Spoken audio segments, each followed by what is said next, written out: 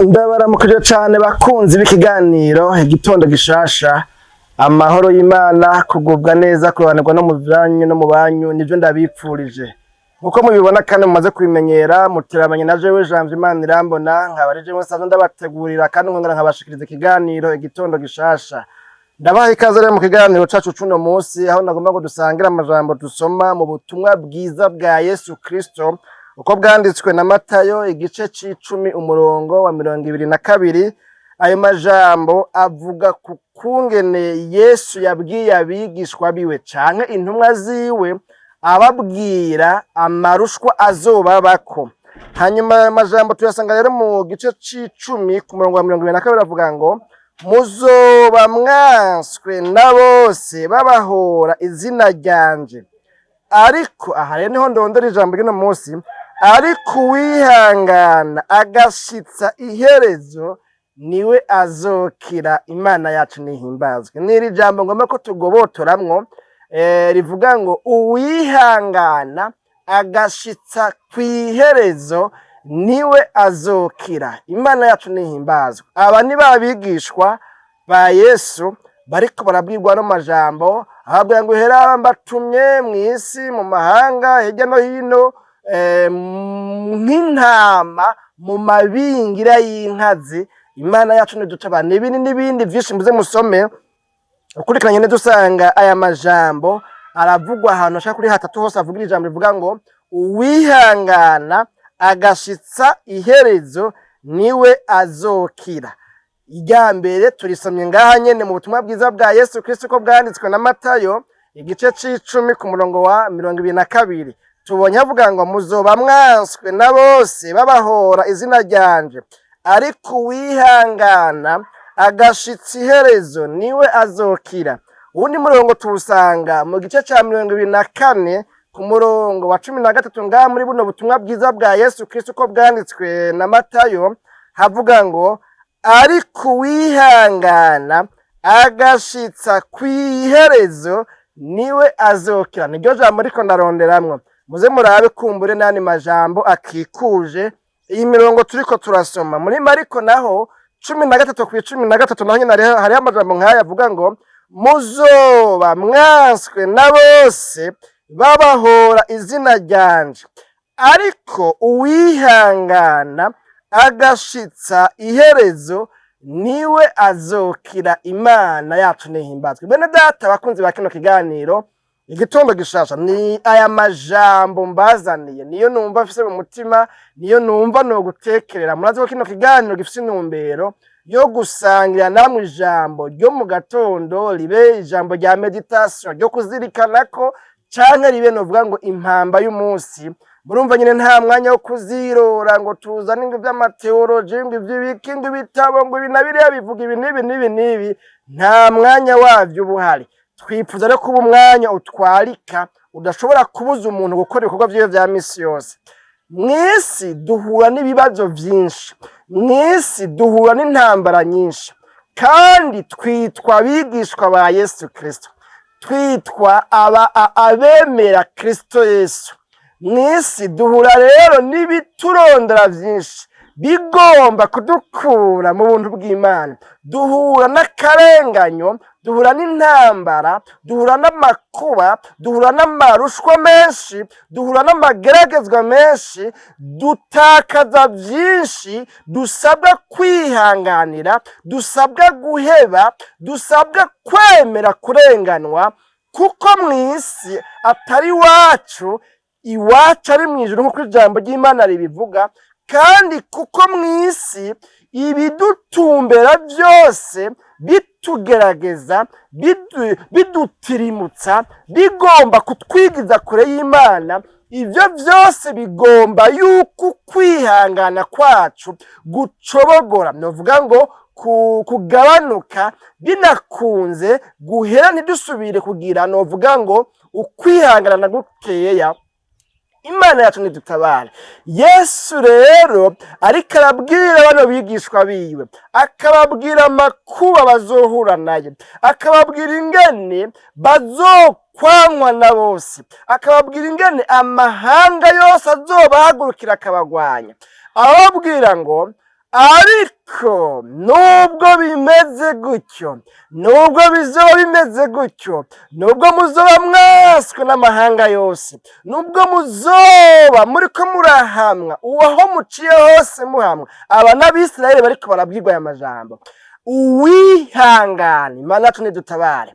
Ntiyavuze ngo uwuzorambirwa akabivamwo, uwo bizoshika bikagora, bizoba vyumvikana, hazobaho deliberation, hazobaho novuga ngo seuil de tolérance, hazobaho novuga ngo kubirenza ko uruhu rw'amazi, hazobaho kwihanganirwa, hazobaho gutahurwa oyaye.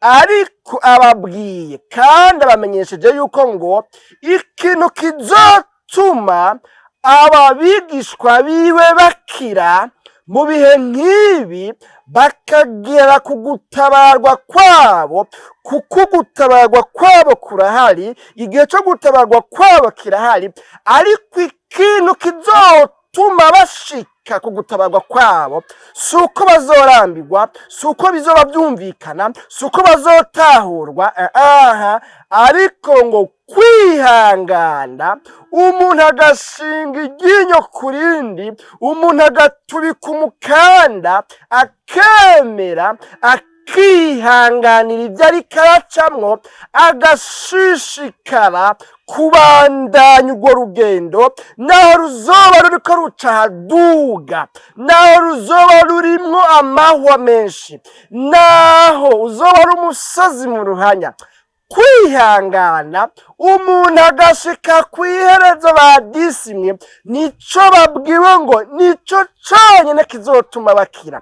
Nta kindi kintu kizotuma bakira bano bigishwa kiretse iki, kiretse kwihangana bagashitsa kw'iherezo. Imana yacu nidutabare. Mbere n'amajambo byavugwa ngo nta yindi shwa mufise, nta rindi saganirizo mufise, muzotegerezwa kwihangana, ahubwo mube muravyimenyereza. Umuntu wese agomba gukira, umuntu wese agomba gutabarwa, umuntu wese agomba kuzosozera neza, asabwa kwihangana, nawe bimubabaza ari byinshi, asabwa kubyihanganira gushika kw'iherezo, kugira ngo bikunde abasha canke ashobore gukira. Imana yacu nidutabare. Ibintu rero murumva ko bitoroshe, ariko niyo nzira. Simpaka ngo bibanze kworoha kugira ngo kuba ariko kuri, ariko kuraba ukuri naho biba bigoye, naho biba bibabaza, naho biba birimwo amananiza. Imana yacu nidutabare. Ariko wihangana agashitsa kw'iherezo, uwo niwe azokira. None rero tugomba tuje dusozerera ngaha nyene, uriko wihangana ku rwego rungana gute? Turi mu bihe abantu bashavuzwa, batsitazwa n'akariko kose. Yeye bamvuze, yeye yandavye ikimyori, yeye yanyimye mikrofone ngo ntere, yeye yateye ikorasi wenyene, yeye je ntibankunda, yeye baranyanka, yeye niko tutava hamwe. Ubuntu bw'uburofa bwinshi. Ariko wihangana ku rugero rungana iki? Tugomba dufata yuko nibyo we uvuga ari byo by'ukuri bakubabaza, by'ukuri bakugirira nabi, by'ukuri ko uri mu magorwa, uri mu marushwa, tugomba dufate gutyo data wanje. Ariko none ko dusabwa kwihangana gushika kw'iherezo kugira ngo tuzobone gukira. Uriko wihangana ku rugero rungana iki? N'iri jambo numva ngufitiye, hahirwa uwihangana gushika kw'iherezo, kuko niwe azokira. Uwihangana agashitsa kw'iherezo agiye kuzobona ibyiza, agiye kuzotabarwa. Ugutabarwa kwiwe kugiye kuzomushikako. Amasezerano afitaniye n'Imana azomusohorako, azosohozwa. Kubera iki? Kubera ko yihangana agashitsa kw'iherezo. Ariko mugabo none duca twumva ko iruhande ya bino rero utihangana ngo ashitse kwiherezo oye bitazokunda. Nari guca mvuga ngo uwo ntaco yanze. Imana yacu nidutabare bene data bakunzi ba kino kiganiro igitondo gishasha cacu tuna munsi.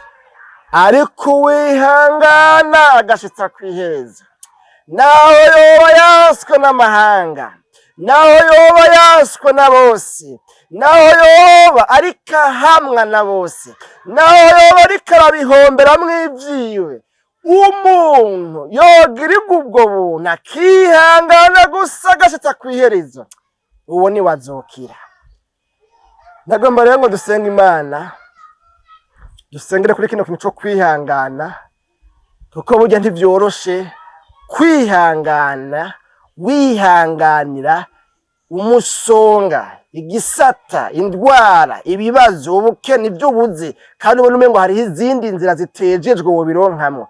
Ico kintu nticoroshe, ariko mugabo kwihangana ugashitsa kwiherezo niko kwotumukira. Kandi hari abamaze kubishikako, hari abihanganye, bayobu barihanganye, ba Daniel, Shadraka, Meshaki na Abedenego barihanganye, nubwo byabonekana yuko ubwabo buheze, ariko barihanganye.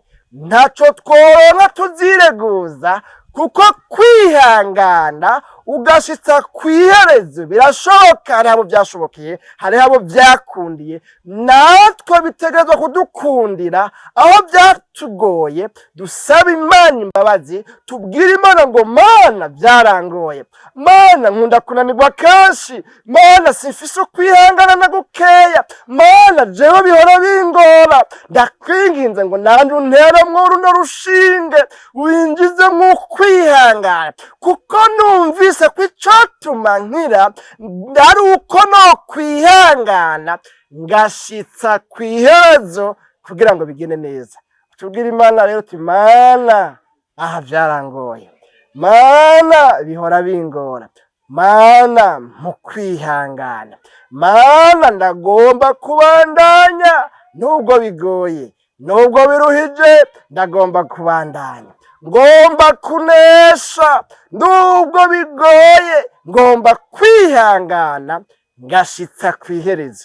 Hamwe wose Imana byoca bikunda kandi birashoboka, kandi Imana irabikora.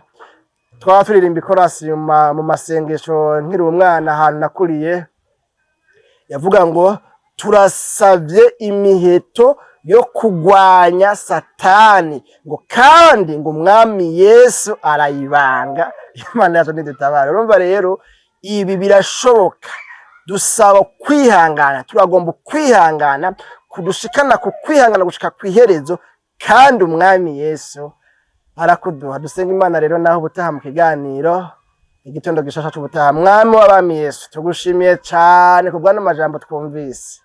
Umuntu wese ayumvise asanzwe kwihangana guhora kumugora, akavuze ngo Mana bihora bingora, bihora binanira, ndakwinginze ngo gwize kw'imbabazi, maraso yawe mboneke ko aho byangoye, aho nabaye umutsindwa, aho nananiwe n'urugendo, imbabazi zawe zimeneko. Hanyuma rero uhereye none unshiremwo ukwihangana guhamye, ndagomba kwihangana gushika kwiherezo. Umuntu asenze iryo sengesho utumugirira neza, mu izina ryawe ryera Kristo Yesu, no tubisabye tuvyizeye, amen.